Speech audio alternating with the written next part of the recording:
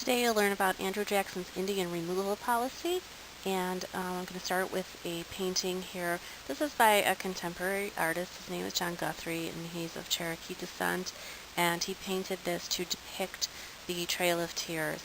The owl that you will notice hovering above the people in the painting, that in Cherokee tradition is a messenger of death, essentially, and so the shadow of the owl then clearly shows that death was part of this process of the Cherokee moving from their home to the new Indian territory in what's now Oklahoma.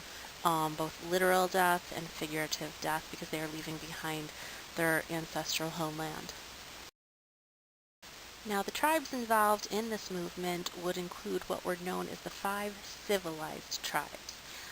Each of which was recognized as their own sovereign nation. So they were each a nation kind of within a nation, within the United States, but they were self-governing. They lived in parts of Georgia, Florida, Alabama, Mississippi, and Tennessee.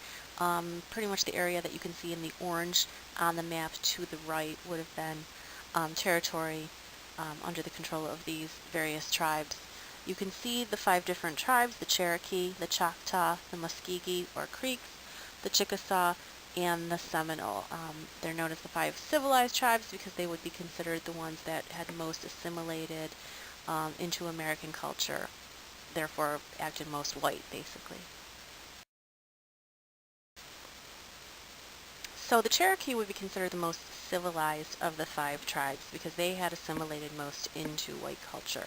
And I use this word civilized in quotation marks because it's obviously, we think of civilized from a very European, Eurocentric, white perspective, obviously. And so when we think of the Cherokee being more civilized, it's because they had adapted more to white culture and assimilated more into white society.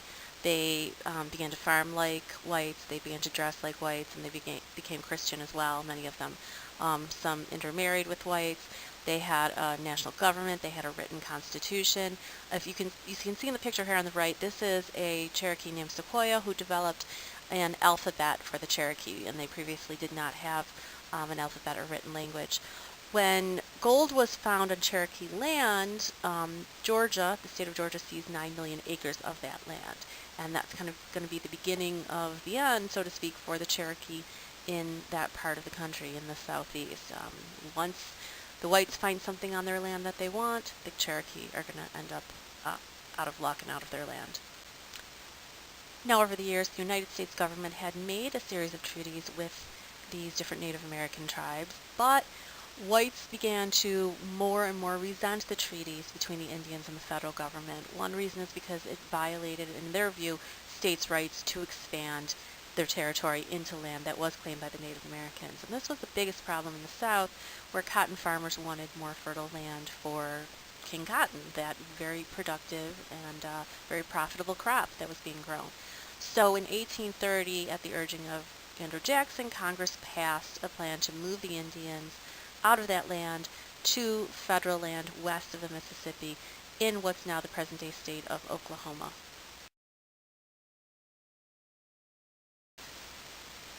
So the case of Worcester v. Georgia has kind of an interesting background to it. Worcester was actually a missionary who was living amongst the Cherokee in what would be considered Native American territory at the time, but the state of Georgia had a law that in order for non-Indians to be living on Indian land, they need to have basically a license from the state. Since Worcester, and actually some others involved in the case, did not have licenses to remain on the land, the state of Georgia arrested them and actually sent them to a labor camp. So that was the background to the case, and the nature of the case was whether the state of Georgia indeed had the right to require licenses of non-Indians to live on Indian land, whether they had any jurisdiction over this land at all.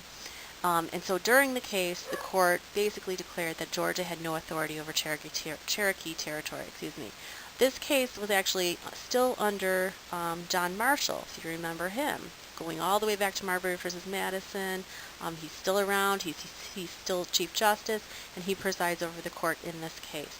Now, the problem is Jackson refuses to accept or enforce the decision and allows Georgia to continue taking over Indian lands. And he even said that John Marshall has made his decision, now let him enforce it. being well aware that obviously the Supreme Court does not enforce their own decisions. That is not part of their role. In fact, the president essentially is supposed to be the person to enforce the Supreme Court decisions, yet he has refused to do so. What this really shows then is that he favors states' rights, he favors limited federal government, particularly in this case. He violates the Supreme Court ruling, essentially. He shows that he believes he is above the law. And so people who believe that he has abused his power as president, people who call him King Andrew, this is one example that they can look at for, for that particular belief and philosophy that he's acting like a king. So in the end, despite the fact that the Native Americans basically won this court decision, they lost out in the end because Jackson would not enforce it, because Jackson supported the state of Georgia continuing to take away the Native American land. So the story of the Trail of Tears begins in 1835 when there was a treaty signed between the U.S. government and a small group of Cherokee, giving their land in Georgia basically over to the United States. It provided some small amount of compensation for the Cherokee, but the main problem again is that it was only a small portion of the Cherokee that were represented in the making of this treaty. So by and large, most of the Cherokee were not represented in the talks in the treaty and would not agree to the treaty. So a few years later, in 1838, after the Cherokee had not left their land voluntarily, President Van Buren, who again comes after Jackson, sent the army to carry out Jackson's earlier Indian removal plans, and they marched the remaining Cherokee to Oklahoma. It was about 16,000 people. It was a 1,000-mile journey, mainly on foot, and about a quarter or 4,000 people died on the way.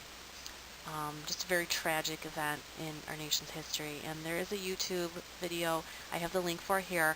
It is only a couple of minutes long, so I really, really, really would like you to watch it. It just gives a very good summary of the Trail of Tears.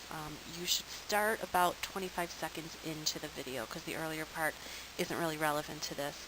If you look at the map at the bottom, that shows the routes of the Trail of Tears. There were more than one group, so there is some variation in the routes taken here, but you can see that they all ended in what's essentially Oklahoma, and that was known as the Indian country that they would be moving to, and that was reservations basically that they were placed on.